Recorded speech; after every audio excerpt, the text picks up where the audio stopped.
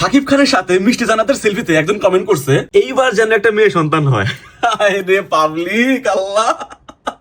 আজকে সকালে ঘুম থেকে উঠে দেখি যে একটা পোস্ট ভাইরাল মানে তুমুল ভাইরাল। সেখানে দেখা যায় যে শাকিব খানের সাথে নতুন অভিনেত্রী মডেল মিষ্টি জান্নাত বিমানের মধ্যে বেশ কিছু সেলফি তোলে। তারপরে সে আপলোড দেয় এবং সে ক্যাপশনে লেখে লাভ লাভ লাভ 100% লাভ লাভ লাভ। ওকে, তো তারপরে আমি একটু কমেন্ট বক্সে ঢোকার পর আমি যা দেখলাম, রাসেল ভাই বিশ্বাস করবেন না, আমি মোটেও প্রস্তুত ছিলাম কারণ এরকম কমেন্ট এখানে আসবেই আমি জানতাম।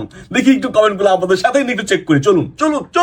আচ্ছা, শাকাত হোসেন নামে একজন লিখছে আবরাম বীর এর পরেরটা আসার সময় হয়েছে। Wow, what a prediction man. একজন লিখছে আবার কয় মাস মানে কিসের মাস ভাই, বুঝলাম না। একজন লিখছে যে please don't say family times. Yes okay. একজন আবার লিখছে যে ওয়েলকাম টু দ্য সতীনের ইউনিভার্স। Oh wow. এক ভাই আবার লিখছে এইবার যেন একটা মেয়ে সন্তান হয়। Hi third baby is loading, please don't say. ওরে আল্লাহ। একজন লিখছে যে লাভ আপকামিং বাচ্চার বাপ। হোয়াট এ কবি, হোয়াট এ কাব্য, হোয়াট এ কবিতা।